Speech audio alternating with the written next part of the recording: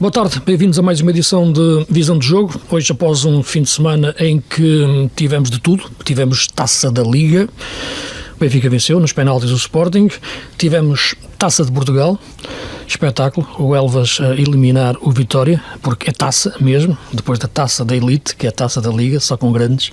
Tivemos a Taça de Portugal, que visitou os clubes mais pequenos e mostrou de facto a magia da taça, com esse grande Elvas a eliminar o Vitória. E tivemos também o que restava da primeira volta do campeonato, e restava muito, que foi o Porto perder a hipótese de chegar à liderança, perdendo no Nacional da Madeira por 2-0. Portanto, 3 competições no mesmo fim de semana. Vamos falar sobre isso com a Sofia Oliveira, número 8 ou número 10, depende da dinâmica tática do programa, um programa em quem tem a moderação e quem tem a posse de bola. Eu, Luís Freitas Lobo, pensando com a bola na cabeça, e hoje, a partir de agora, o Nuno Vieira, novo diretor do Jornal O Jogo. Bem-vindo, Nuno, embora já conheças aqui as 4 linhas, já conheces este relevado, está bem tratado, pode-se jogar. Já fui entrando em alguns jogos. Fica aqui, já foste entrando em alguns jogos, sim, e correspondeste, por isso, a chamada à titularidade. Fica, no entanto, aqui um grande abraço de agradecimento por tudo aquilo que foi o contributo das opiniões de Jorge Maia, também um abraço de amizade para o Jorge.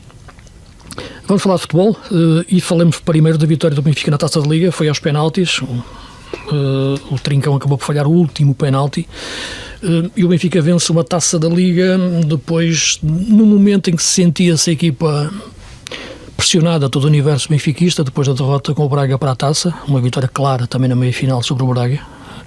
Claramente era impossível separar um jogo do outro, o jogo do campeonato do jogo da Taça da Liga. Penso que o Braga procurou nesse jogo jogar quase uma terceira parte do jogo do campeonato, não foi assim. Na Taça da Liga entrou outro Benfica e ganhou o jogo no primeiro tempo. Depois, na final, acho que tivemos uma boa primeira parte. Tivemos uma segunda parte, talvez, como se costuma dizer, com as equipas mais receosas ou mais cautelosas. Vou-vos deixar em aberto para começar a jogar, lançando um tema que ao intervalo eu nem percebi, que é a saída do Sheldrup. Acho que é um jogador que, a fazer aquela exibição, não só o golo, mas exibição, que estava a contribuir para o melhor futebol que se estava a ver em campo, desapareceu ao intervalo. Imaginei que fosse por lesão, qualquer coisa que ele tivesse a sentir. Depois o Laje explicou que não, queria refrescar as faixas, mas a verdade é que meteu foi um refresco tão gelado no jogo, que a partir daí acho que o jogo se tornou numa coisa que foi um cubo de gelo, depois de ter sido antes essa labareda do Sheldrup. Nuno, hoje, como estás a jogar de início, queres pegar na bola? Sim, pego já.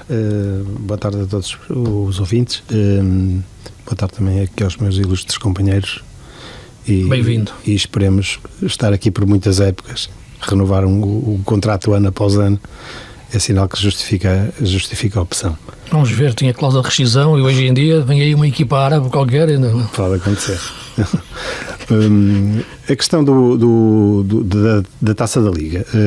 O Braga quis, de facto, fazer o prolongamento do jogo da Luz, mas o Benfica não deu a mínima hipótese e está tudo resumido naquela primeira parte em que, de facto, não houve dúvida nenhuma sobre a supremacia do Benfica, que seguiu naturalmente para a final. O Sporting já teve um jogo mais complicado para chegar também ao jogo decisivo, à decisão com o Benfica e pronto, estava tudo em aberto, porque um Benfica Sporting, os derbys sempre são marcados por esse facto que nos apaixona tanto o futebol. É tudo muito imprevisível, mesmo uma equipa que esteja em pior momento pode dar uma resposta e transformar-se. São jogos muitas vezes transformadores para as equipas que se apresentam em pior condição nessa altura. O Benfica vinha com o orgulho ferido da derrota do Braga, com o Braga em casa, e deu uma resposta que os benfiquistas costumam dizer, é uma resposta ao Benfica. De facto, a primeira parte foi um jogo muito interessante, e depois, ao intervalo, há aquela substituição que de facto ninguém compreendeu, e só se entende com algum pequeno toque que o Sheldrup poderia ter sofrido durante a primeira parte. Não pareceu, e o próprio Bruno Lage no final do jogo esclareceu que tinha sido para refrescar as alas. Ora, não diria que refrescou com um cubo de gelo, mas refrescou com um jogador que tem estado cansado. Ou seja, refrescar com alguém cansado acho que é dar um tiro no pé. Parece-me um desgaste do Aktürkoğlu que justifica este momento de menor inspiração, depois das tais labaredas de que falaste, que durante tantos jogos foi o elemento-chave, muitas vezes o elemento o propulsor da equipa do Benfica, porque o Benfica por vezes pareceu adormecido e o Aktürkoğlu é que aparecia para resolver. E a questão é que, pelo menos, penso eu, não sou treinador, não tenho o curso, mas parece-me fácil entender que normalmente nestas situações um jogador que se destaca tanto na primeira parte, que é tão decisivo, e que não só por ter marcado o golo, no próprio jogo, nos duelos, decisivo em tudo. Um jogador que está empolgado e empolga os adeptos.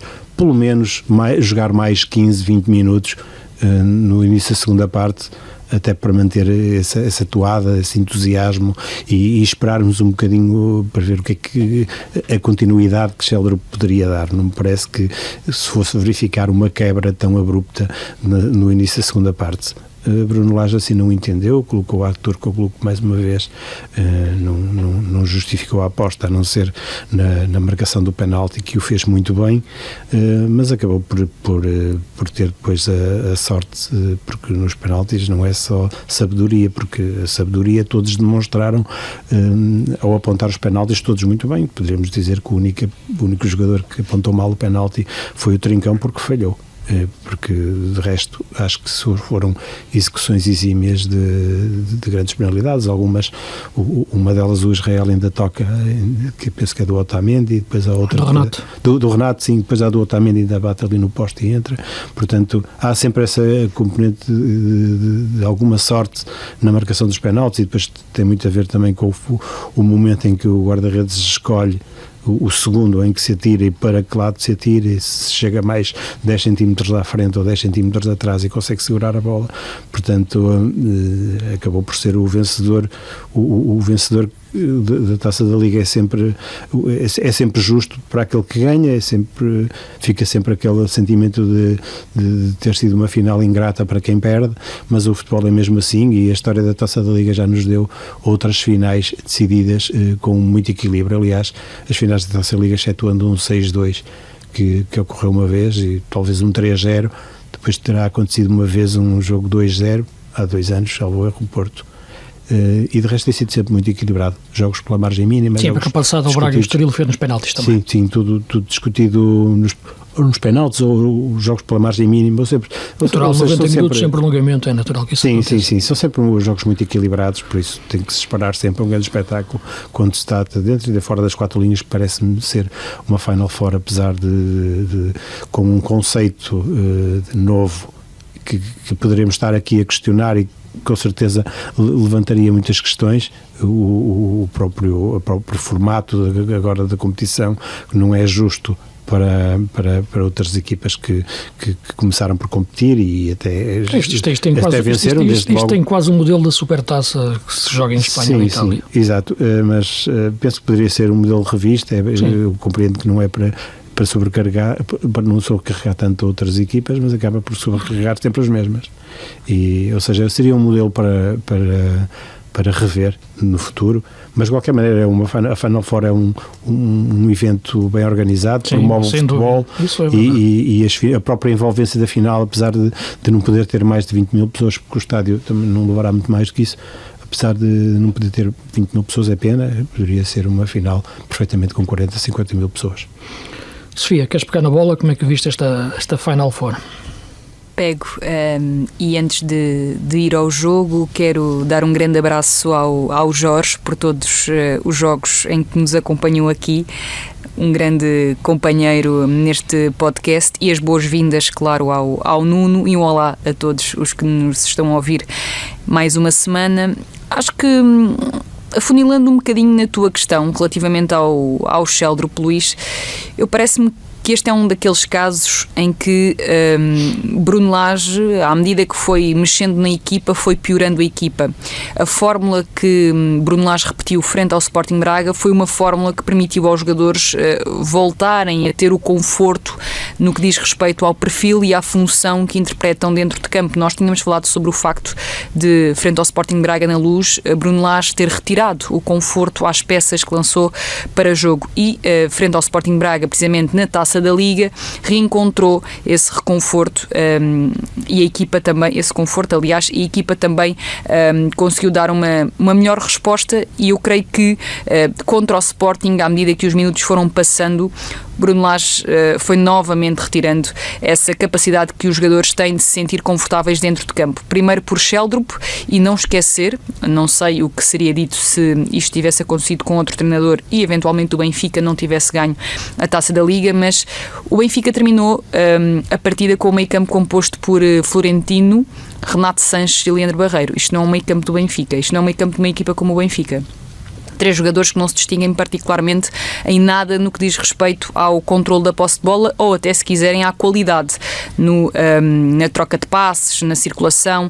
Portanto, Bruno Lage sai daqui, na minha opinião, embora vencedor, muito criticado pela análise e também por alguns adeptos, desde logo por causa dessa substituição. Sheldrup saiu não por estar a fazer um mau jogo do ponto de vista ofensivo. Eu leio a saída de Sheldrup pelas questões defensivas, porque Di Maria não estava a ajudar Tomás Araújo nem Ársenas no corredor direito, corredor esquerdo do ataque do Sporting, e foi por aí que o Sporting criou as principais ocasiões de perigo, com o Kenda a receber muitas vezes nessa zona do terreno, ainda que sem a melhor definição, e portanto, não querendo tirar Di Maria do jogo, o que fez Bruno Lage foi passar Di Maria para o lado esquerdo e colocar Aktürkoğlu para ajudar a que o corredor direito tivesse uma outra resposta do ponto de vista defensivo. Perdeu toda a harmonia que a equipa estava a ter do ponto de vista ofensivo, até porque a grande ideia do Benfica para o jogo do ponto de vista ofensivo era atrair à direita e abrir à esquerda, com Carreras sempre muito projetado para receber as definições de Di Maria. Aliás, Carreras não faz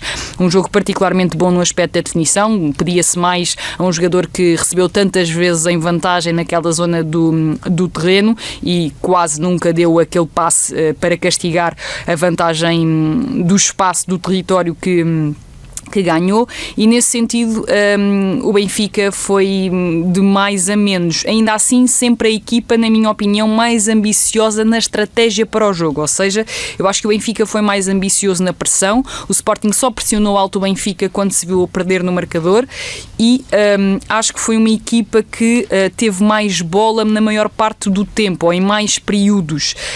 Isso deve-se também ao facto, acho eu, de Rui Borges ter entendido que este era um jogo em que não tinha a capacidade para ser favorito e para mandar na partida.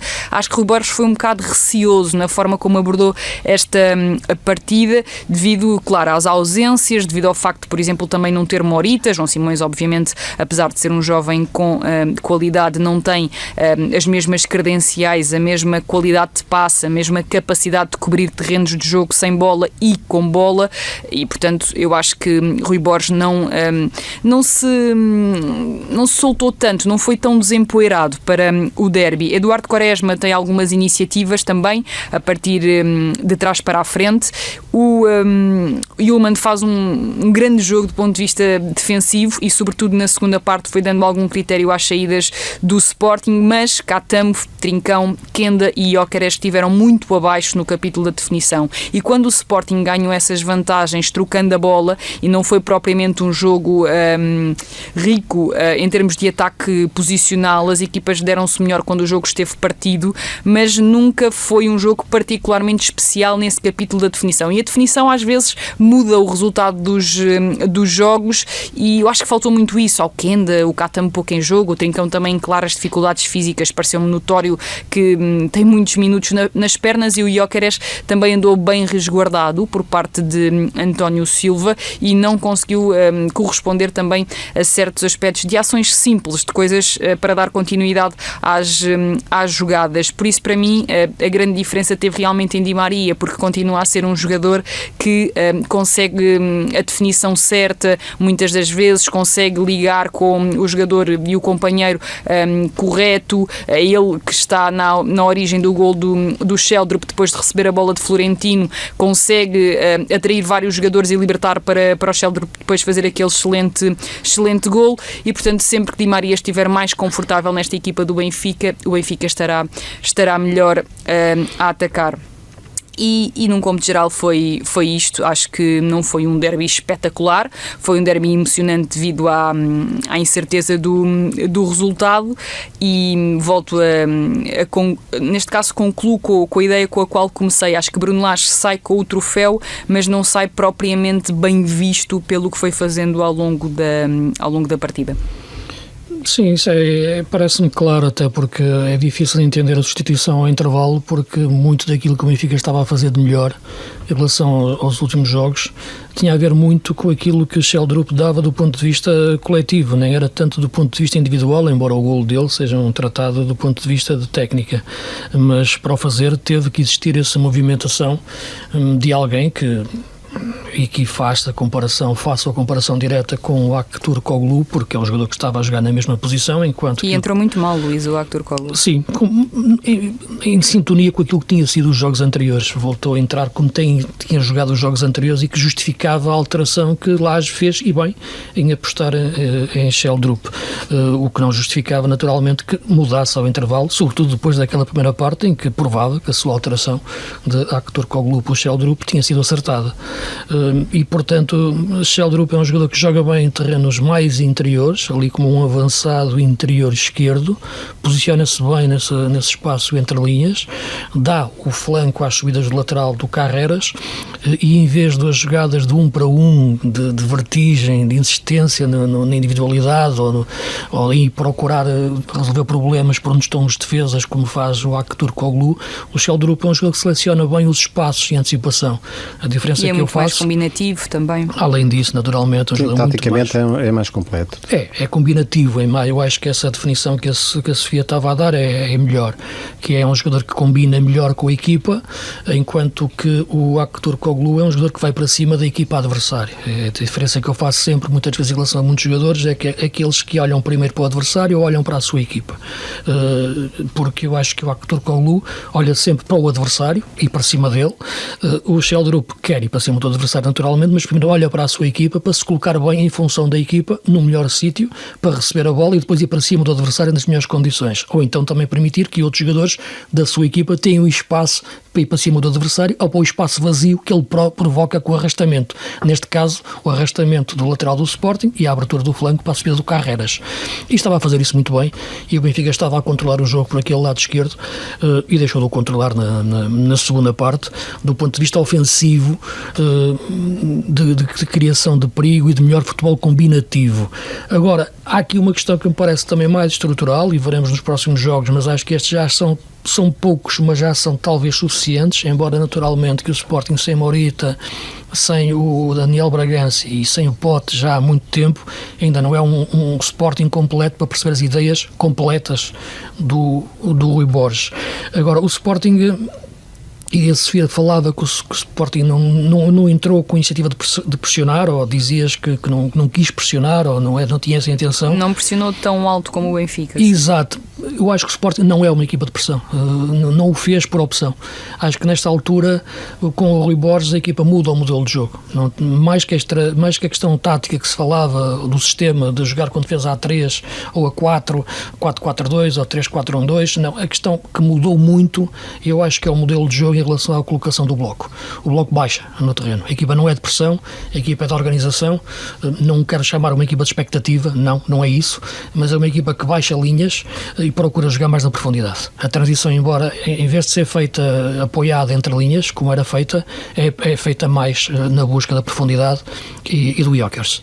E portanto é uma equipa que espera mais atrás o seu momento para sair, e não uma equipa que vá pressionar à frente porque não sente que tem essa capacidade, até porque lhe faltam médios com essas características para subir no terreno. E o Ullmann está a fazer um grande jogo, é verdade, mas um jogo mais defensivo, ou melhor, faz esse grande jogo em terrenos mais recuados. adequados. E isso nota-se muito na equipa.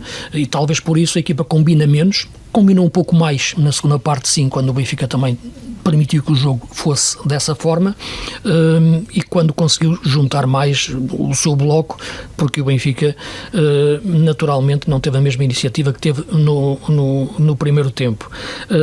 Penso que, e por isso talvez o jogador que eu vejo que neste momento é o maior prejudicado ou danificado com este novo sistema de Sporting é o Trincão, porque é o jogador que aparece menos do ponto de vista daquilo que era antes a combinação entre linhas do ponto de vista ofensivo com os avançados, quando o Sporting jogava com uma dupla de avançados nas costas do ponta de lança. Hoje em dia o Trincão joga ali no meio à procura do seu espaço e à procura da sua equipa e à procura do jogo. O jogo quase que não passa por ele, porque a equipa joga quase sempre na profundidade para o Jokers. Houve ali alguns momentos de combinação, sobretudo no jogo com o Porto, e foram os momentos em que houve ali uma alteração que, sendo involuntária, foi fundamental, que foi a lesão do Mateus Reis e a entrada do Kenda nesse jogo. O Sporting é uma equipe que procura também, dentro do modelo de jogo do Rui Borges, atenção, também uma saída ou na profundidade ou na velocidade de espaço vazio, quando há espaço na profundidade. E isso, Kenda é um jogador que dá isso e que não estava a dar naquele jogo, sem a equipa não o tinha, sem o Kenda. E portanto eu acho que, sendo um modelo de jogo completamente diferente, ainda é um modelo de jogo que está ainda numa fase de transição daquilo que era o futebol do Ruben Amorim. Depois houve aquela espécie de buraco negro na época que foi João Pereira, e agora está-se a reformular uma nova ideia com Rui Borges. E portanto, nesse sentido, a equipa não conseguiu muitas vezes estar na sua melhor forma e aproveitar da melhor forma jogadores como o Trincão, embora faltando, como referi, os titulares. Acho que o jogo ter ido para os penaltis em função de tudo isto que referi foi natural, mas o Benfica perdeu a oportunidade, na minha opinião, depois da primeira parte que fez com o Sheldrup em excelente nível, de manter esse nível na segunda parte e poder crescer como equipa. Pode crescer em motivação com a vitória, porque ganhou o troféu, mas como equipa voltou a encolher-se, não é? E a fotografia final de que a Sofia referia de um meio-campo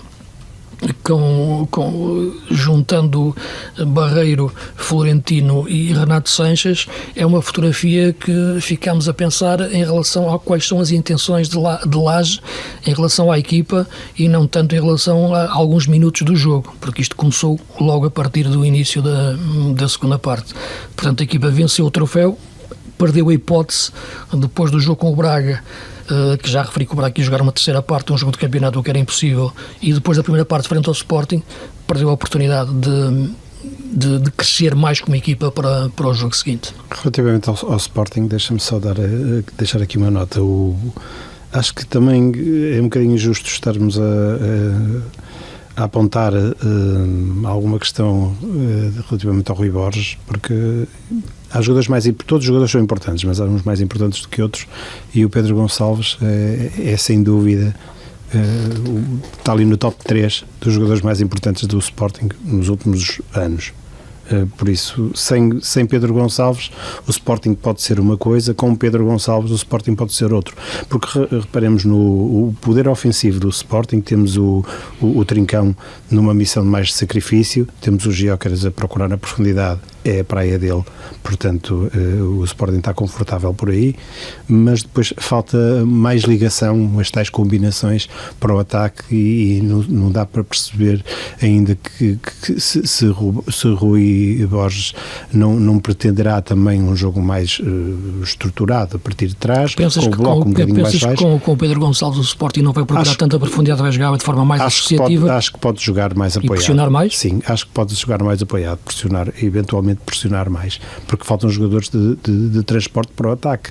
Não vemos Daniel Bragança falta também. Daniel Bragança, que parece-me ser um jogador muito importante. Morita, que fez um grande jogo enquanto durou contra o Porto. O próprio Morita, que permite que Yulman esteja mais, ou seja, sente-se com as costas seguras quando tem Yulman a jogar, e faltam opções ofensivas. Reparemos, o Rui Borges quis mexer na equipa, claro, tinha que mexer, e opções ofensivas de que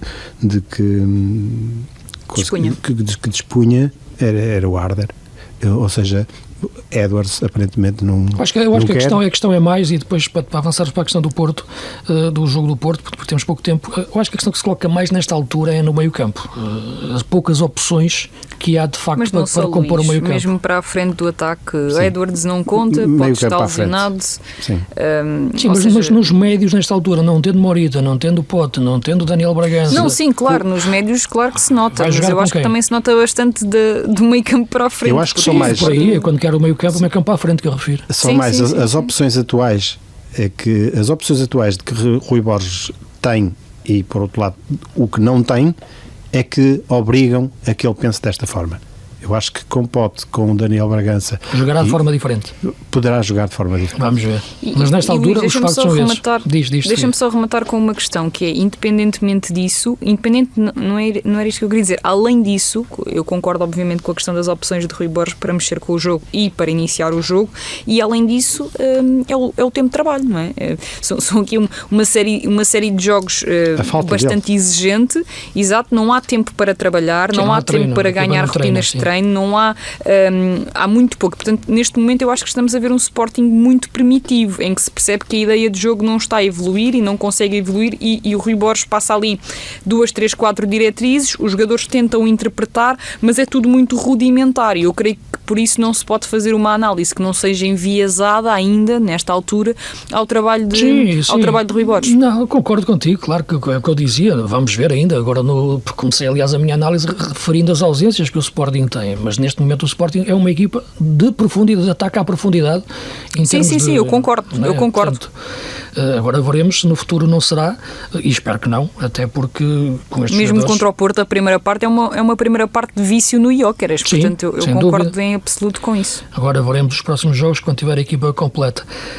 O Porto perde a hipótese de chegar à liderança do campeonato da forma mais estranha, porque faz um jogo na Madeira que não se consegue perceber. Já não vou entrar naquele velho do discurso agastado, dar mais raça, correr mais, lutar por tudo, né? Enfim, já não tenho muita cabeça para ouvir essas análises, sinceramente, tão primárias, não é? Quase do paleolítico. Aquilo é falta de qualidade de muitos jogadores em muitos momentos do jogo, e falta de noção do ponto de vista daquilo que é taticamente a abordagem àquele jogo. O Nacional da Madeira tinha começado aquele jogo no meio do nevoeiro a jogar desta forma, metendo o Mateus Dias como terceiro central, fazendo baixar o Bruno Costa para construir, fazendo uma linha de 5, depois desdobrando-se para atacar daquela forma, com o Dudu a aparecer mais por dentro, e voltou a jogar da mesma forma que o Tiago Marido tinha dito, neste segundo jogo, ou neste mesmo jogo, digamos assim, e o Porto voltou a cair da mesma forma, sofreu 2 golos numa primeira parte fantasmagórica, e no segundo tempo quis reagir, mas sem qualquer tipo de ordem tática. O Vítor Bruna tirou os jogadores para dentro do campo, uns atrás dos outros, e a equipa não teve uma ideia para construir um lance com princípio, meio e fim. É de facto perturbante ver esta exibição do Porto. Acho que pior que o resultado é mesmo isso que tu acabaste de referir, é a exibição. Porque os primeiros 14 minutos, que afinal de contas só tinham sido 6, foram uma demonstração ao que o Nacional ia. E isso deveria, no mínimo, servir de aviso à equipa do Porto. Houve algum tempo de preparação deste jogo. O Vítor não pode dizer que não estava preparado para aquilo que poderia encontrar na Choupana, mas o que se viu foi um absoluto desastre. Um desastre tático, um desastre de ideias, os jogadores em baixo rendimento e até, como tu disseste, alguma falta de qualidade dos jogadores, pelo menos para este nível Porto. Sim, é impossível. Claro. O Porto não pode entrar para um jogo contra o Nacional que está ali no limite da linha d'água, com muito respeito pelo Nacional e pelo seu treinador, que quanto a mim pode vir a alcançar um patamar muito interessante no futebol português, mas o Porto não pode entrar daquela forma que entrou quando está ao alcance de ganhar permitir-lhe alcançar a liderança isolada do campeonato. Seriam mais 5 pontos sobre o Benfica e mais 2 sobre o Sporting. Certo. Não pode entrar com aquele comportamento. Não adianta esse discurso, como tu disseste, do vamos trabalhar. Claro que toda a gente tem que trabalhar, não é? Todas as equipas trabalham e todas as equipas acham que têm que trabalhar mais quando perdem. A questão não é trabalhar mais, o que eu estava a dizer é que a equipa tem que correr mais, a equipa tem que trincar a língua, a equipa tem que melhorar em tudo. O Porto é uma equipa da raça, o Porto tem o ADN de lutar por todas as bolas. Não, o Porto tem o ADN de jogar bem, de jogar bom futebol. Não é correr muito, é correr melhor. Não adianta. Equipas a correr muito não faltam por aí. Agora, equipas a correr bem é que faltam. E, portanto, isso é que o Porto tinha e não teve. Aquilo não era questão de correr mais, era correr melhor. E há aqui aspectos que devem levar à reflexão de quem manda no quadro técnico do Futebol Clube do Porto e quem tem responsabilidades na sua estrutura. A própria forma como surgem as situações de finalização nacional, que me lembro, teve as 2 situações de golo, foram os 2 remates enquadrados, mas a contundência, por exemplo, com que o jogador que faz o segundo golo do Nacional, Zé Vítor, cabeceia a bola para marcar o golo, foi a contundência que faltou aos avançados do Porto na abordagem ao mesmo tipo de lance. Ou seja, parece uma equipa pouco crente no momento da finalização. Ou seja, isso também se trabalha durante a semana. Não é só vontade e não é só o trabalhar, é o trabalhar todos os dias desta forma de que os adeptos gostam de ouvir. É preciso trabalhar mais e os adeptos acham que é preciso, em vez de treinar 1h30, é preciso trabalhar 4 horas. Não é assim. Não, os adeptos assim também não existem para terem pensamentos muito estruturados, existem para terem pensamentos emocionais e ponto final. Não exige mais do que isso, e é isso ser adepto. O que é mais estranho, passando a bola à Sofia, também tem a ver com alguns sinais de melhoria que o Porto estava a dar até em termos de construção de jogo, e pego sobretudo no jogo frente ao Moreirense, por exemplo, e que se desvaneceu completamente neste jogo mas não é consistente, na Madeira. Não é consistente, esses sinais são pontuais. Mas perceber porquê é que é de facto neste momento o case study do Porto. Sofia, como é que olhas para o jogo e para o momento do Porto, como quiseres pegar neste também é mérito nacional? Sim, claro. Vou pegar pelo que disseste, ou seja, pelos sinais. Eu lembro-me que na semana passada referi que esses sinais partiam sobretudo de uma maior harmonia individual e não propriamente de uma evolução coletiva. Claro que uma equipa que consegue juntar no mesmo 11 inicial jogadores que aparentemente têm mais qualidade e até tendo em conta como é que eu ia dizer isto? A fraca qualidade do campeonato português, isso aqui e ali pode fazer parecer que a equipa está muito melhor, mas na verdade o que acontece é que os jogadores que são lançados ali bem alinhavados com outros que se juntam à sua volta, conseguem fazer com que a equipa pareça melhor, mas o Porto nunca foi uma equipa muito estável do ponto de vista eu lembro-me mesmo contra o Boa Vista no Dragão, o Porto venceu esse jogo estou aqui a consultar, por 4-0. Os primeiros 20 minutos do Futebol Clube do Porto foram muito maus contra o Boa Vista, que é uma das equipas mais, se não for, a mais permeável do futebol português. Portanto, eu acho sinceramente que esses fogachos, digamos assim, esses repelões do Futebol Clube do Porto se deram, por exemplo, à entrada de Rodrigo Mora na equipa, a Nico Gonzalez, que para mim é um dos melhores jogadores do campeonato e curiosamente não esteve no jogo na Choupana. Não sei se tinha mudado alguma coisa ou não, mas a verdade é que às vezes o Nico consegue transcender. Estava suspenso. Eu sei. Mas ele às vezes consegue transcender a ordem natural das coisas, não é? Foi ele que, por exemplo, ajudou muito o Futebol Clube do Porto nesse jogo frente ao Boa Vista. Foi dele que se iniciou a primeira jogada, a jogada do primeiro gol do Porto. Portanto, acho que é mais isso do que propriamente vermos ali muito trabalho de treino então, de Vítor Bruno. Como estás a falar da questão individualizada, deixa-me só interromper-te porque estamos com pouco tempo. A questão de Galeno lateral esquerdo. Voltar ao início daquilo que foi a época de Galeno lateral esquerdo, quando não havia opção de lateral esquerdo, faz sentido te retirares o teu melhor extremo, ou pelo menos o mais perigoso, ou capaz de criar maiores jogadas de perigo, para o meter a lateral e insistir com ele a lateral até o fim deste jogo? Eu não sou particularmente fã do Galeno, portanto, nesse sentido... Está bem, ok, mas uma coisa é não seres fã do Galeno, outra coisa é que colocares o Galeno com uma pedra amarrada aos pés a lateral. Certo, mas, por exemplo, eu acho que os melhores jogos do Galeno esta temporada foram a lateral. Embora este jogo tenha corrido muito mal, eu não vi um melhor Galeno a extremo este ano do que a lateral. Ele já jogou várias vezes, talvez, tanto a lateral como a extremo. Mas é como extremo que ele é desequilibrador e faz golos, não é? O que eu quero dizer aqui é, o Galeno é um recurso. Sim, mas esta época faz diferença, porque as épocas com Sérgio Conceição eram épocas em que o Porto geralmente atacava com mais espaço, porque o Porto pressionava muito como é que o Porto e alto. Pode atacar entra PP, sai PP, joga André Franco numa faixa, depois mete o Namazo aberto, que nem percebemos se joga aberto na esquerda ou se joga por dentro, depois tira o Mora, depois joga o Fábio Vieira numa posição que nem ele percebeu a posição em que estava a jogar. Sim, mas na segunda parte o Vitor Nuno só quis fazer cruzamentos para a área. Mas isto tudo que eu estou a falar tem acontecido e o Galeno mantém-se lateral esquerdo, não faz sentido. O Galeno, por exemplo, contra o Sporting, passou para extremo com o Zaidu a lateral esquerdo na segunda parte do jogo.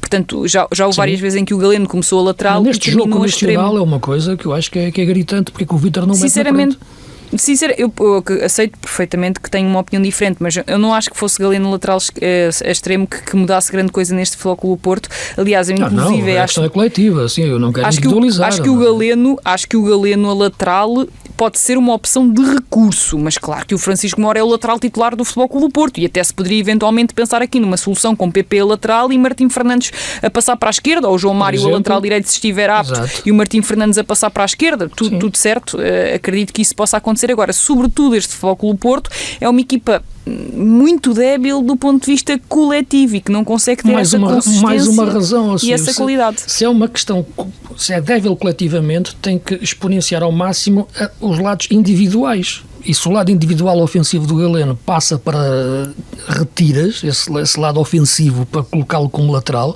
embora tenha feito bons jogos como lateral esta época, porque ele joga bem, mas não é por ser um especialista na posição, e o Porto sem ter de facto desequilibradores na frente neste jogo,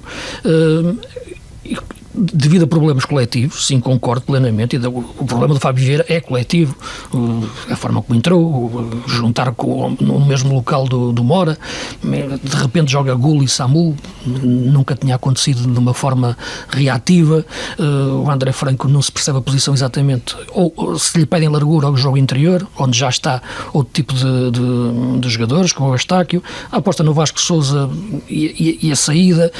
Há aqui tanta coisa nesta equipa do Porto que não funciona em termos de coerência coletiva, que às vezes procura-se um lado mais individual, não é? E por isso toco tanto na questão do Galeno. Nuno, estamos quase em cima, queres dar a tua opinião? Houve também essa substituição forçada e no instante seguinte forçada, e depois acaba também Vítor Bruno por tirar PP, tentando mexer ali um bocadinho com o jogo em cima do intervalo, e sofre do período de compensação, e sofre imediatamente, um minuto depois está o PP a passar pela linha de fundo ou já a virar para a linha lateral e sofre o golo logo de canto, ou seja, também as coisas nesse aspecto não correram bem, mas a verdade é que, como vocês foram dizendo, o Porto pouco fez para inverter o rumo dos acontecimentos, muito com o coração, muito pouco com a cabeça, e uma equipa como o Futebol Clube do Porto, que vinha dando alguns sinais aqui e ali de poder melhorar, de poder ser mais incisivo, de poder avançar para o topo do campeonato isolado. Não pode ter este comportamento. O Porto diria que se perdeu no nevoeiro da Choupana numa tarde sem nevoeiro, sim, o Lucas França fez um jogo importante quando foi chamado a intervir. O Zé Vítor faz um jogo absolutamente surreal, consegue limpar quase tudo e mais alguma coisa. E faz o gol ainda. Sim, ainda faz o golo e esteve muito... Sabes quem eu gosto muito também desta equipa do Nacional? É um jogador que ele é do Braga, está emprestado, é o Somaré, o médio centro. O Somaré fez um bom jogo também, e o Isaac, eu acho que são ali quatro jogadores que conseguem aumentar a competitividade do Nacional. Claro, depois sempre o Bruno Costa e o Luís Esteves, mas neste jogo em particular, estes quatro para mim foram aqueles que conseguiram manter o Nacional competitivo numa primeira parte em que foi superior e numa segunda parte em que teve de se recuar e fechar mais num 5-4-1, mas mas ainda assim acho que o Zé Vítor acaba sendo o homem do jogo pelo jogo que faz e pelo golo que marca, claro, mas faz uma exibição quase irrepreensível.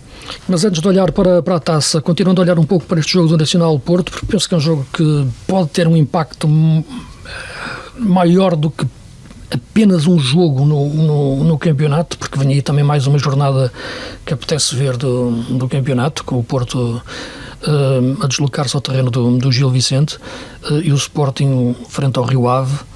Serão de certeza mais dois excelentes jogos. Olhando estas duas situações, estamos a falar mais do Porto e do Sporting, mas na questão do Porto é perceber que a partir de agora e o quê? E o que é que acontece, não é? Porque a questão é que acredito que esta semana não vai ser uma semana como as outras para o Porto. O Porto já foi eliminado da taça. Já não começou bem, porque a equipa foi recebida muito mal, não é? Nessa sim, chegada. Embora...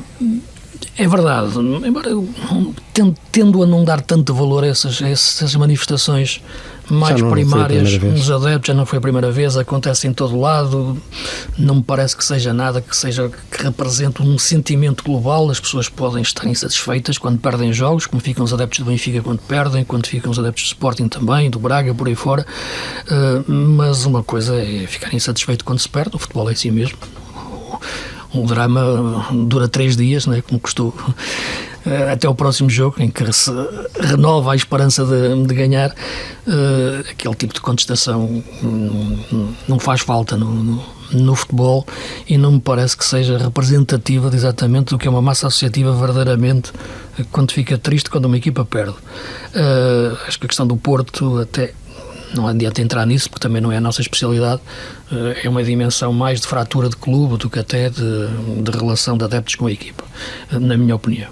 Mas isso só o tempo o poderá curar. Ou as vitórias o poderá calar. São coisas diferentes, o calar e curar. Mas não estava a jogar com as palavras, é mesmo assim. Voltando a olhar para o jogo, porque acho que falta algo para dizer, é o que dizia, a partir de agora como? O quê? Não é? Porque esta semana não será normal do ponto de vista daquilo que é olhar para a equipa e pensar do que será o estabilizar de uma forma de jogar e de pensar o jogo da equipa do Porto, que Porto pode aparecer em Barcelos. Mentalmente, ok, tocado, mas taticamente mais organizado. O que te parece, Nuno? Parece-me que tem de ser necessariamente mais organizado, mas acho que a questão é mais de fundo, porque durante esta época já assistimos à substituição de treinador do Benfica, a 2 substituições de treinador no Sporting. O Vítor Bruno, por incrível que pareça, é o treinador há mais tempo no cargo. O Vítor Bruno é dos grandes, o treinador há mais tempo, mesmo incluindo o Braga e Guimarães aqui nestas contas. É verdade. Mas o Porto tem um treinador também novo esta época, Vítor Bruno, mas o Porto é praticamente um clube novo, uma estrutura nova, um presidente novo. No Porto mudou tudo. Não mudaram alguns jogadores, entraram outros, mas são conhecidas as dificuldades financeiras, e isso em parte mudaram os corredores do Olival. Exato, isso explica de certo modo que não tenha havido a capacidade financeira para recrutar aqueles elementos que pudessem de facto fazer a diferença, serem aqueles jogadores superlativos. Conseguiu ainda assim buscar Nico, Samu, jogadores muito importantes, mas por exemplo Fábio Vieira não tem tido muitas dificuldades em mostrar. O melhor Fábio Vieira, se calhar não estaríamos neste momento a discutir aqui que o Porto tinha falhado na Madeira, ou tinha falhado em Moreira de Cónegos para a taça. Mas tu já percebeste verdadeiramente o que é que o Vítor Bruno quer do Fábio Vieira? Eu acho que... Pergunto isto porque eu não consigo encontrar resposta ainda. Posso, naturalmente, fazer uma análise em relação à situação, mas ter uma resposta para o que ele quer do Fábio Vieira ainda não percebi. Eu acho que ele quer o Fábio Vieira como elemento de ligação ao ataque, como qualquer treinador que pudesse querer do Fábio Vieira. Ligação ao ataque, que é como segundo avançado, em gancho, como chamam os argentinos, o terceiro médio, sim, penso que na ala, no meio, não, mais atrás, mais à frente. Mais no meio, nos bons velhos tempos de Fábio Vieira. A verdade é que não tem havido esta regularidade exibicional de Fábio Vieira, mesmo no próprio jogo. Eu acho que o Fábio Vieira... O próprio jogador parece muitas vezes inconfortável com ele próprio. Sim. E com ele próprio e, por consequência, dentro da equipa e no campo. Um jogador precisa de jogar, parece uma redundância, mas é mesmo isso. O jogador que não tenha uma utilização regular acaba por entrar em momentos de crise. E treinar bem antes, dos quais, sim, é preciso um acompanhamento de múltiplos fatores. Aí está. E a questão é, o Fábio Vieira foi um jogador sempre muito fustigado por lesões, qualidade tem de sobra, acho que ninguém vai questionar isso. Por isso mesmo é que mas este ano tem-se visto, dentro da irregularidade exibicional de Fábio Vieira, vê-se no próprio jogo a irregularidade durante o próprio jogo. Ele consegue ser irregular durante o próprio jogo. E isso são sinais que uma equipa técnica é capaz de interpretar durante os treinos. E se calhar por isso explica em boa parte o facto de ele não ser neste momento um titular absoluto do Porto. Aliás, ontem nem titular foi, portanto tem tido algumas dificuldades e inclusive já ficou um jogo de fora. Isso explica em parte, ou seja, o Porto ele ontem precisa... entra ao intervalo para o lugar do Vasco Sousa. Certo, lá está, na falta de Ala Varela, a opção foi Vasco Sousa, não houve opção por Fábio Vieira. Portanto, isso acho que há jogadores que não têm a qualidade para fazer parte do plantel do Porto, assim como acho que há jogadores que têm qualidade, mas que estão muitos patamares abaixo daquilo que podem render, e só a equipa técnica poderá ter capacidade para alterar e potenciar esses valores que andam, vá lá, escondidos ali no próprio plantel. A questão do Galeno, que há pouco falávamos, o Galeno fez uma época espetacular no Braga, lateral, a ala. Num sistema diferente. Sim, num sistema diferente. Uma forma de jogar muito diferente. Mas na ala mas era uma linha de 3. Sim, era uma Carvalhal fazia. Certo, sim. Mas fez uma época espetacular, ou seja, com atribuições defensivas também no seu jogo. E acho que eu não tenho a certeza absoluta do que vou dizer, mas será o Galeno o jogador com mais ações decisivas para golo nos últimos tempos no plantel do Porto. E há 7 jogos, penso que não tem uma ação para golo. E isso diz muito do facto de ele andar afastado das zonas de finalização. Mas tu achas que o problema é dele ou é da equipa e do treinador? Eu acho que ele, depois, sendo tão decisivo, jogando mais perto de zonas de finalização, como já foi também esta época, com golos ou assistências, acho que recuar para lateral não lhe dá conforto. Eu acho que é um problema coletivo. Sim, e também, além do problema coletivo, que se reflete nas individualidades. Acho que ele não se sente tão confortável. Um jogador que é tão importante quando joga no ataque, é feliz com o seu futebol. Depois do que passou no início da época, que tinha quase uma transferência que lhe ia resolver a vida para sempre, mas eu como extremo. Achas que ele ultrapassou isso? Eu penso que isso ele ultrapassou. Agora, fica lá dentro, na cabeça. Momento, sim. Há ali um espaço no cérebro em que fica uma coisa dessas. Falamos sobre isso aqui, a forma como ele iria reagir, e que não era fácil. Pois não. É preciso um suporte muito grande, não é só no campo, é fora do campo. Sim. Mas afastá-lo de zonas de finalização, eu acho que o próprio Galeno sente que poderia dar muito mais e ter outra expressão do seu futebol se mantivesse em posições mais próximas da zona de finalização, como ele gosta. Sofia, tu, se tivesse Fábio Vieira em tua casa, na varanda, colocavas a jogar em que local da varanda? Encostado a um canto ou no meio? Não, na meia esquerda ou na meia direita. Na meia esquerda ou na meia direita. Neste caso, o Vítor Bruno tem utilizado sobretudo na meia direita. Eu acho que a posição natural do Fábio será a que está a ser feita pelo André Franco, só que o Fábio teve o problema disciplinar, e depois de ter ficado de fora desse jogo, que depois não voltou imediatamente a ganhar a titularidade. O André Franco, estás a referir, só para precisar, a do André Franco estás a referir na direita para dentro, não é? Sim, porque acho que é essa a posição natural do Fábio Vieira nesta ideia de Vítor Bruno. Concordo. Acho que é juntar Rodrigo Mora e Fábio Vieira, Nico também, partindo mais de trás, Sim. E o Eustáquio tendo aquela missão de muitas vezes baixar na altura da linha defensiva para ser, no fundo, o jogador que na maior parte do tempo, porque às vezes o Nico também baixa, mas ser ele na maior parte do tempo a orientar os caminhos do ataque do Futebol Clube do Porto. E depois com o PP ou o Galeno, lá está, como jogadores mais de ataque ao espaço, de bola no espaço e não tanto de bola no pé, como são o Rodrigo Mora e o Fábio Vieira, e do Samu também nessa ótica de ter quem o sirva com qualidade. Mas, volto a dizer, o Fábio Vieira teve o problema disciplinar, ficou fora da ficha de jogo e depois, quando recuperou a convocatória, não entrou logo para o 11 titular do Futebol Clube do Porto, manteve o André Franco, o Vítor Bruno, tanto frente ao Sporting como agora frente ao Nacional. Depois o Fábio Vieira entra numa segunda parte, já com essa missão de jogar ao lado do Eustáquio no meio campo, mas no Futebol Clube do Porto completamente anárquico, não é? E sobretudo em busca de cruzamentos para a área, quando Denis Gulli e Samu ficam mais perto um do outro, então foi muito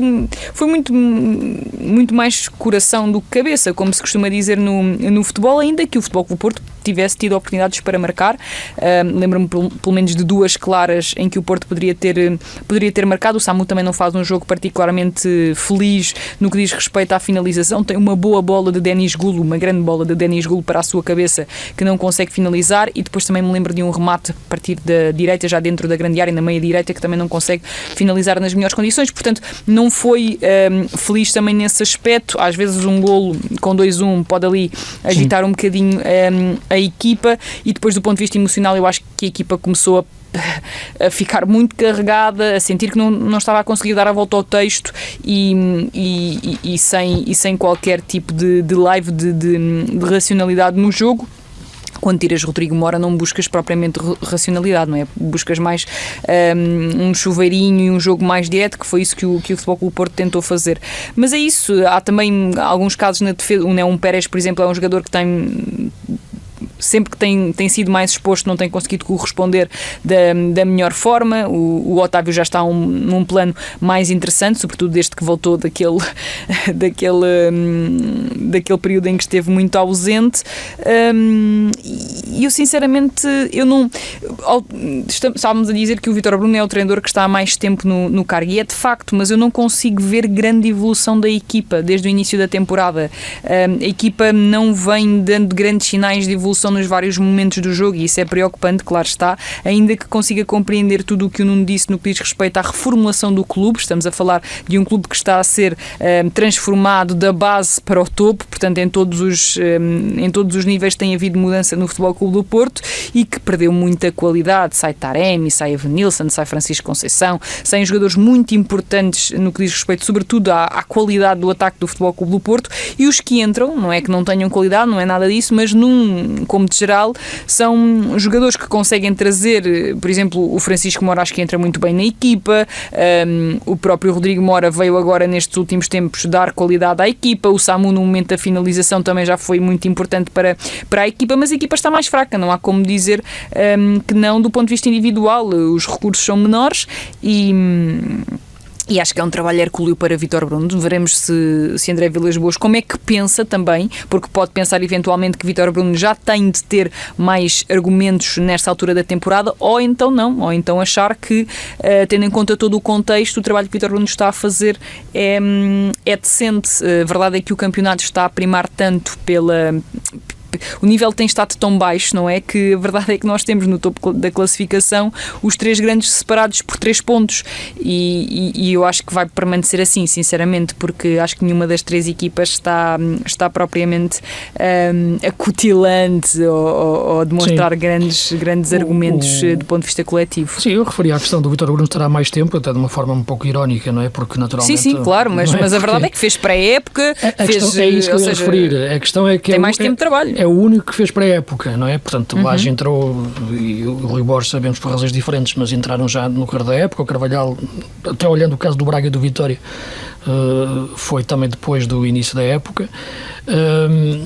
embora, como já falamos, também a pré-época do Porto tinha sido marcada ainda por muita indefinição em termos de jogadores, desde logo a posição do ponta de lança. Até a própria saída do Galeno, que estava confirmada e depois não se deu, acho que complicou um bocadinho ali a própria estruturação do plantel, por exemplo. É uma época diferente de todas as outras, mas a verdade é que chegamos ao fim da primeira volta, como te referes, os três grandes estão separados por 3 pontos, há um Braga que descolou um pouco, veremos se consegue recuperar na segunda volta, depois da vitória. Dá a ideia de que Luz. O campeonato está a ser muito competitivo, e está a ser competitivo, mas equilibrado. não necessariamente pelos melhores motivos, Pois, acho que está a ser equilibrado por baixo. Está mais equilibrado do competitivo, não é? Portanto, são coisas diferentes, não é? Competitividade e um campeonato equilibrado não são necessariamente a mesma coisa. Até, às vezes a luta pela descida é uma coisa competitiva, não é? E está muito longe de ser uma coisa com qualidade, claro, não é? Claro. Agora, muito rapidamente, porque teremos tempo para ver também depois, até na próxima semana, também olhar a primeira volta e desafiar-vos a fazer o 11 da primeira volta para vocês do campeonato.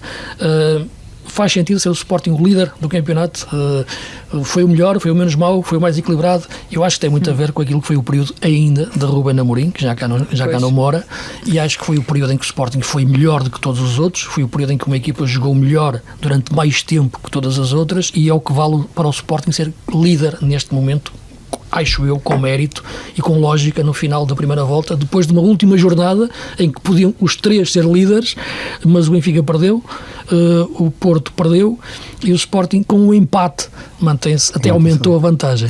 Eu acho que o Sporting, quando começou a época, diria que 90% dos amantes do futebol achavam que ia ser fácil para o Sporting renovar o título.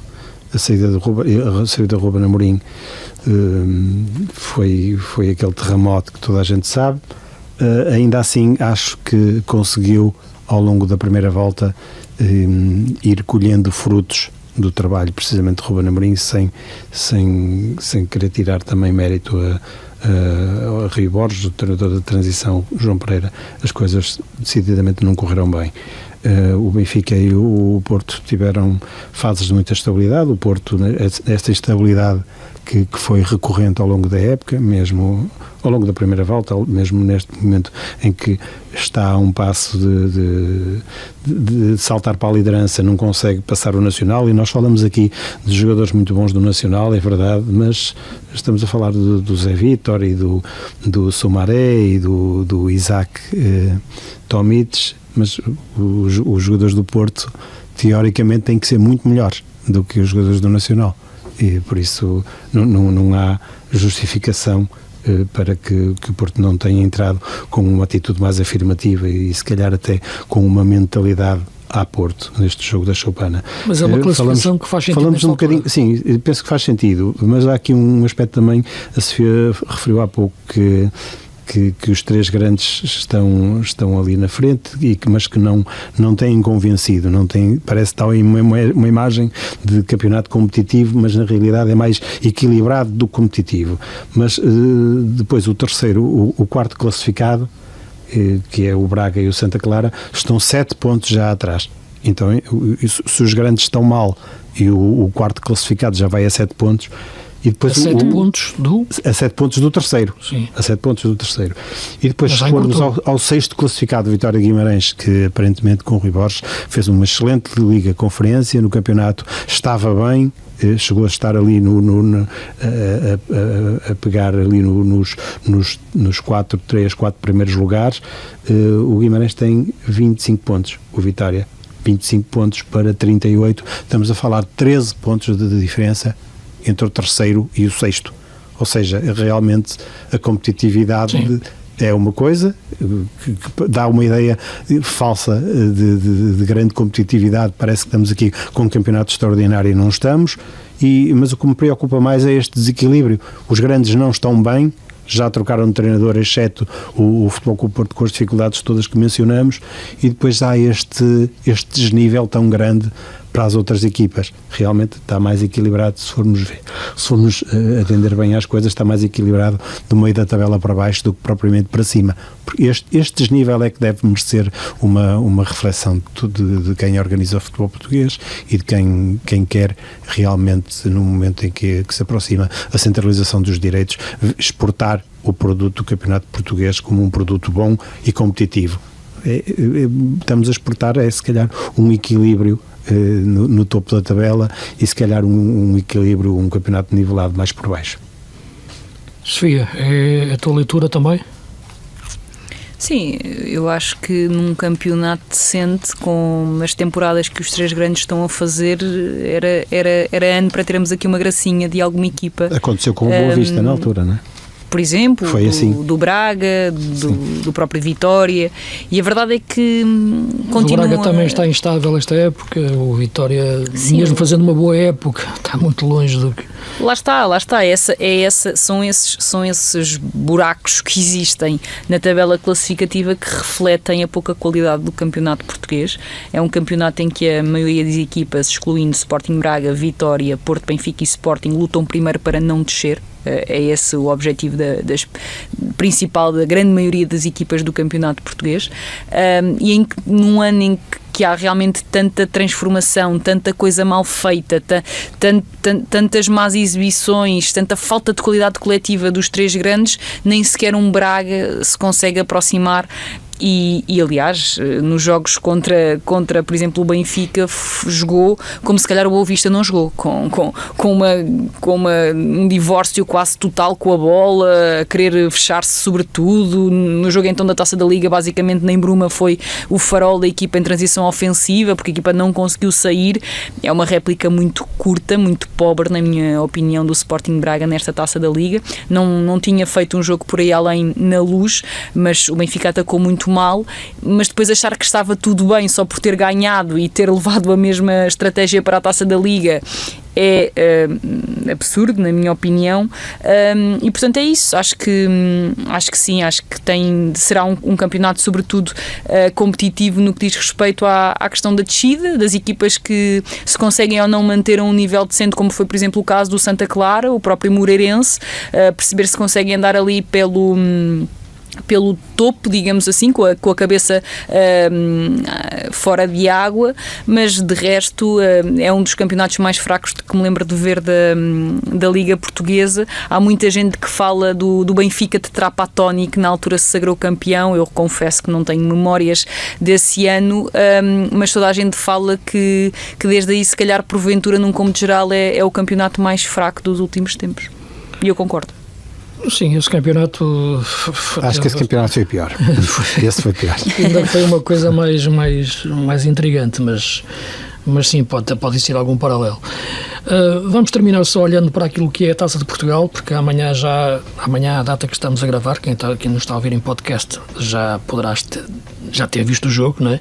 Os jogos, porque há ainda um Farense Benfica e um Braga Lusitano de Évora para jogar dos oitavos, puramente para os quartos, que já estão definidos. E uma coisa sabemos, e era isso que eu queria falar, é que vai existir uma equipa do Campeonato de Portugal a jogar as meias finais da Taça de Portugal. Isto já não acontecia há muito tempo. E comprova que não há uma diferença assim tão grande entre Campeonato de Portugal, Segunda Liga e algumas equipas da Primeira Liga. Isto no que diz respeito à qualidade bruta, digamos assim. Não vamos especificar, agora não sei. Sim. Obrigada. Aliás, individualidades e tal, claro que... Sim, mas eu percebo onde é que é chegar. Mas percebes, Luís? Ou seja, claro. comprova muito isso, e quem vê os jogos consegue atestar isso, aliás. Eu acrescentaria até também a forma como se trabalha, já nesse Sim, sem dúvida. Esse aspecto é importante, não é? Esse aspecto cada vez mais, porque antes havia um desnível tremendo de profissionalismo de uma Primeira Liga. E de condições, lá está, até chegares a uma quarta divisão, que é o que estamos aqui a falar, certo. Não é? O Campeonato de Portugal, portanto, agora é a quarta divisão. Com isto quer dizer que segunda Liga e até Liga 3 estão mais próximas do nível da maioria das equipas da Primeira Liga, do que se calhar essas equipas estão próximas dos três grandes, ou percebem? Percebo. O desnível é maior, provavelmente. Ok, isso é positivo para as equipas, de facto, essas equipas mais pequenas, de facto, porque há mais condições, melhores condições, mas é preocupante, naturalmente, que isso aconteça do ponto de vista daquilo que são os grandes, né? A elite, a Primeira Liga. Mas essas equipas do Campeonato de Portugal que podem estar na meia-final serão o Tirocense ou o Elvas, vão jogar uns quartos de final que apetece ver, sobretudo o Elvas, que eliminou o Vitória, e fez um jogo fantástico. Eu estava a perder. Ou seja, começou a perder logo no primeiro minuto aquilo que parecia ser ali o esmorecer um ambiente fantástico. O futebol voltou ali a jogar ali no campo patalino. E tudo feito como deve ser e como eu acho que valoriza a competição, não é? Exatamente. Finalmente eles puderam jogar novamente no seu estádio, a Bombonera patalino, não é? Exatamente. Eu acho que tu tens uma relação muito próxima com Elvas, não é? Devido a razões de segurança nacional, não é? É verdade. A segurança nacional aumentou com a presença de Nuno Vieira no serviço militar em Elvas, mas que fica com uma memória afetiva por este clube, não é? Fica assim. Não é que eu fosse ver os jogos, porque também poderia vir a casa ao fim de semana quando jogava o Elvas na altura. Estava nos escalões como está neste momento, em baixo, mas eu fui acompanhando ao longo dos anos. Eu tenho muita curiosidade sempre pelos resultados e olha, espreitava sempre o resultado do Elvas, mesmo o Elvas que chegou a estar na Primeira Liga nos anos 80. Sim, 80, 90. Finais dos anos 80, salvo erro, andava na Primeira Liga, tinha o Basaola e o filho do Carrasco, o Bartolomeu, um avançado. Também só rendeu lá. Sim. Depois o Vítor Pontes na baliza. Sim, era uma equipa que ainda teve. Soeiro. Sim, uma equipa que ainda teve Joanito, alguns. Tinha alguns jogadores interessantes. Nesse teve 5 épocas, acho eu. Sim. 5 épocas na sua história. Sim, na tua história. Eu por acaso. Aguardei com expectativa este jogo porque eu achei que poderia acontecer ali alguma coisa, porque esta época tem acontecido algo de extraordinário no Elvas. O Elvas foi um clube praticamente refundado. Sim. E apareceu um investidor disposto a voltar a colocar o Alentejo no mapa do futebol profissional em Portugal. Eles não escondem o objetivo, que é chegar aos campeonatos profissionais, ou seja, tornar-se ali uma espécie de novo Campo Maiorense, que também nos anos 90 circulou pelas principais estradas do campeonato português. Sim, e criaram uma equipa muito forte. A equipa só tem uma derrota, salvo erro, este ano. Sim, está em primeiro lugar do seu série. Vai em primeiro no campeonato, tem muito poucos golos sofridos. Aliás, é uma tradição. Penso que houve um ano do Elvas na primeira divisão, o último ano em que desceu, os últimos 7 jogos, o Elvas acho que não sofreu golos. Foi uma coisa extraordinária e acabou mesmo assim por descer. Ou seja, eles têm um conjunto de jogadores interessantes. Pedro Hipólito também não é um treinador desconhecedor, já andou no estrangeiro, fez bons trabalhos no estrangeiro e penso que poderá ser o homem certo no sítio certo. Isto revela sobretudo uma grande crença. O facto destas equipas pequenas ou que jogam em escalões baixos, mas que trabalham muito bem. Com bons o estádio jogadores. Estava muito bonito, o estádio estava completamente cheio, ouvia-se entusiasmo dos adeptos. Tem mesmo. Bons jogadores, ambiente de taça, ou seja, propiciava ali um ambiente para. Mas o Vitória adormece muito. O Vitória faz o gol no primeiro minuto e senta-se em cima desse resultado. Que isto não podemos estar só a canalizar aqui, porque o jogo tem 2 equipas, até tem 3, mas falemos das 2. Claro que há mérito do Elvas, mas também claro que há de mérito do Vitória, que teria que chegar lá como o Porto na Choupana ou como qualquer grande quando vai defrontar um clube com menores condições, todos os aspectos, mas teria de se impor e de mostrar quem manda. Mas lá está, o Elvas até acaba por ter aqui um final épico do jogador que marca o gol da vitória, vai na ambulância, vai ao hospital, faz exames e depois ainda volta para os festejos. Portanto, isto é a festa da taça. Eu gostei do jogo, pela tal emoção que referes. Acho que o Vitória está ali com problemas, o plantel está a ficar cada vez mais curto, não é? Também tem uma série de lesões, os avançados, desde logo, isso reflete-se muito. Marcou um golo cedo, mas depois de facto sentou-se em cima disso. Mas há aqui qualidade nesta equipa do Elvas, não é? E esse investimento que tu falas, nota-se em alguns jogadores, ter aquele argentino Almara a jogar ali na esquerda, que fez um excelente jogo, e o ponta de lança, o Nketiah, que veio para Portugal muito novo, que esteve a jogar, penso que na Ribeira Brava, né? Depois de passar pela Académica, e agora está no Elvas, está com 23 anos apenas, ele veio do Ghana, e fez um grande jogo na frente de ataque do Elvas. uma equipa bem organizada, como tu referes pelo treinador, o Pedro Hipólito, jogando com 3 centrais, muito segura, e que ganhou bem o jogo. E isso é que reflete sobretudo a organização tática daquela equipa, não é? Portanto, há uma exibição consistente de uma equipa do Campeonato de Portugal, que frente a um Vitória que, independentemente de ter-se sentado na vantagem, ter adormecido, ter facilitado, no sentido de que um Vitória à top passaria à eliminatória, mas a verdade é que para o Vitória é um murro forte esta eliminação, porque a equipa estaria ali a apontar já para as meias finais e de facto fica neste momento com o caminho da Taça de Portugal fechado, de facto, e veremos naturalmente que a equipa vai sentir muito isso, terá que reagir no próximo jogo, mas o grande mérito de perceber, e eu fazia o contraste com a Taça da Liga, é o que é, eu acho que a Taça da Liga devia ser uma supertaça, não vale a pena continuar com isto. Acho que isto não faz sentido nenhum, na minha opinião. Como se fez agora, não é preciso ir para a Arábia Saudita, mas se quiser podem ir, né? Será um bom negócio. Se calhar até vai. Mas como eu fiz agora a supertaça espanhola, né? Como a Itália também fez, agora a taça devolve-nos novamente a essência do futebol e o jogo de ontem teve isso, não é? Como tem tido outros jogos também desta edição, é voltar a ver aquele ambiente. Aliás, as minhas grandes memórias de jogos marcantes da Taça de Portugal são nos estádios destes pequeninos. Isso acabam com isto, acho que acabam com a essência do futebol e daquelas gentes, não é? E era importante, de facto, o futebol conseguir ter socialmente também essa força, e este jogo ter-se jogado como se jogou em Elvas, para descentralizar e para mostrar que pode chegar a várias regiões do país. Sofia, seguiste este jogo? Se não seguiste, devias ter seguido, porque é dos tais jogos que...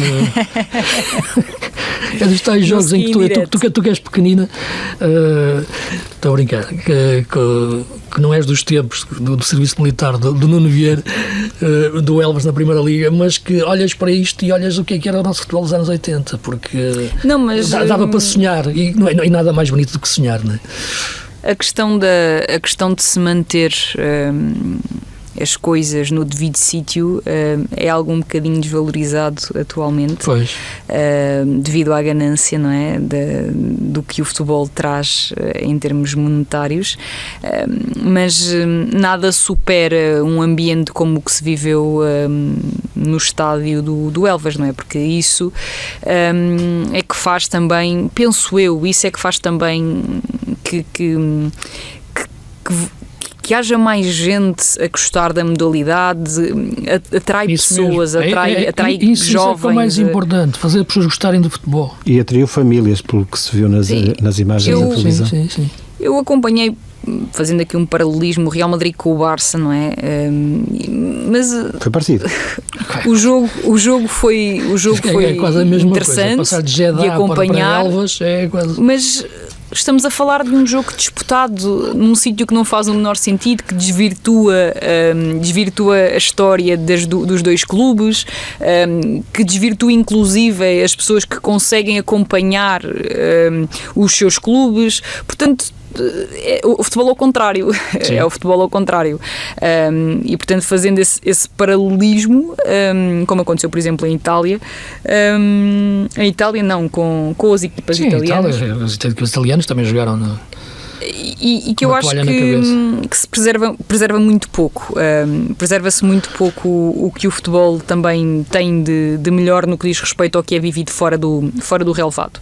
Portanto, nesse sentido, eu confesso que fiquei agradavelmente surpreendida por isso ter acontecido, até porque na Alemanha, tantas e tantas semanas, quando se joga a Taça da Alemanha, vemos as equipas a jogarem nos seus locais. E a Taça de Espanha também. Se viste durante esta semana, a Taça de Espanha é a mesma coisa. Sim. O Real Madrid a jogar com o Covinera, uma equipa da quarta divisão. Inglaterra, portanto, igual, e vão jogar aos seus estádios, mesmo ali que seja uma caixinha de fósforo, eles jogam lá. Os Mbappés teve a jogar ali num campo onde jogam miúdos sub-13, não é? Portanto, e o Barça também jogou. E o Barça também.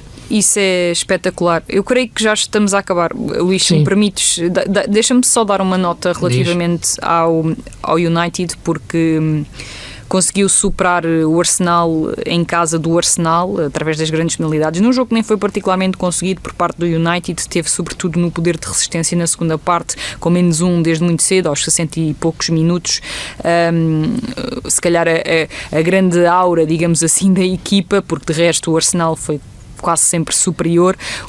O Ruben, aliás, novamente teve ali a estrelinha do seu lado, mas eu diria que Ruben Amorim conseguiu aqui ganhar um oxigénio nas provas em que eu acho que ele pode tentar ganhar alguma coisa, que são a Taça de Inglaterra e a Liga Europa. E se eventualmente um destes troféus for conquistado, ou até mesmo os dois, quiçá, isso pode dar algum oxigénio e, portanto, esse jogo foi importante nesse sentido, não propriamente pela exibição, mas por dar aqui alguma capacidade ao United de ainda poder sonhar com algum título esta temporada. E curiosidades desses jogos agora, Altay defende o penalti. Sim. Altay é decisivo nos penaltis. E depois de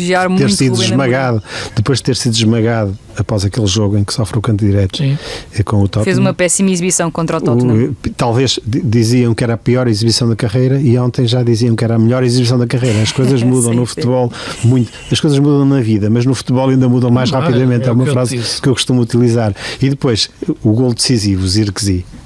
Sim. Também não deixa de ser uma ironia. Mal amado. O mal amado dos adeptos. Justamente mal amado, atenção. Certo, não é daquele. Atenção, não estamos aqui a falar de nenhuma injustiça. Estive a ver os penaltis e eles também bateram muito bem os penaltis, quase todos os jogadores. A grande defesa do Altay. E eu, no momento do Zirkzee, pensei, vai falhar. eu acho mas marcou com muita classe. É obra de arte neste momento de Ruben Amorim em termos individuais. É o ressuscitar de Harry Maguire, um bocadinho à imagem do que fez com Coates em Alvalade. Eu lembro-me que na altura em que Ruben Amorim chegou a Alvalade, Coates era um patinho feio. Podem dizer o que quiserem, eu lembro-me perfeitamente do que se escrevia mas o patinho e do que feio se dizia sobre o Coates. O patinho feio é uma história de sucesso, no fim é um cisne. Claramente, mas atenção, eu acho que nem o Coates nem o Maguire são cisnes, não é? No que diz respeito aos grandes centrais que existem. Agora, sem dúvida que me parece que são jogadores, e têm sido, não é? Têm demonstrado que bem enquadrados e bem protegidos podem dar mais do que davam, sobretudo o Maguire, que, coitado, também teve a sua carreira ligada a momentos muito azarados, outros de falta de qualidade, é verdade, mas também muito longe de ser o jogador que tentaram pintar. E os próprios adeptos com cânticos negativos para ele não é fácil. Sim, ou seja, isso demonstra... muita coisa difícil de agilizar, e a verdade é que o Maguire tem-se conseguido revitalizar ali na defesa A3 do Ruben Amorim. Sim, mais como central do meio. Como central do meio, lá está mais protegido, como era o caso do Coates. Isto não significa que o Harry Maguire vá ser importante se o Ruben por lá permanecer nos próximos anos, mas pelo menos nesta época em que o United necessita de determinado tipo de situações e vai sofrer mais atrás, o Harry Maguire tem estado a um nível muito superior, acredito eu, ao que as pessoas poderiam perspectivar. Ok, ficamos por aqui esta semana. Na próxima vamos falar mais de futebol internacional também no nosso espaço. Também podemos só lembrar aqui que do Sérgio, o Pedro Malheiro, que fez 3 golos. Fez 3 golos. Lateral direito. Sim, do Sérgio também temos de dar uma nota na próxima semana. Exatamente, falar o Pedro Malheiro Trabzonspor. Certo. Exatamente, da Turquia. Falaremos também um bocadinho exatamente do Sérgio Conceição. Estreou-se bem a ganhar a Supertaça, depois empatou em casa com o Cagliari, não jogou muito bem na primeira parte, mas acho que o Milan tem muito para evoluir. Também é diferente a ideia do Sérgio para do Paulo Fonseca. E sim, na próxima semana olharemos mais também para este espaço de futebol internacional, até porque vai começar o Sul-Americano Sub-20, portanto, que é algo que vocês devem seguir atentamente. E logo na primeira jornada vai haver um Brasil-Argentina. E acho que só faz bem essas são as melhores competições ver essas coisas, mas não tenhas dúvidas. Ora, e a Copinha também está a aí. A Copinha está bem, é um torneio lindo com mais de 150 equipas a participar. E muitos scouts. Mas o Palmeiras continua a ganhar aquilo quase sempre. É um viveiro, o Palmeiras é impressionante. O Hendrick e o Esteban, exatamente. Portanto, a Copinha também relembraste muito bem, Sofia. Vejo que agora já estás a seguir melhor o futebol brasileiro. Estou a seguir a Copinha. Não, as competições mais jovens eu gosto de acompanhar. Não, tu com o tempo eu consigo converter-te lá. vamos ao Brasil ver um Santos Corinthians. Vamos ver ali um Mirassol Ponte Preta com o Santos Corinthians. Ver mesmo ali, mesmo na origem. Ok. Ficamos por aqui esta semana, voltaremos na próxima, porque o futebol nos apaixona. E já sabem, um grande abraço a todos, até para a semana, o futebol esteja convosco.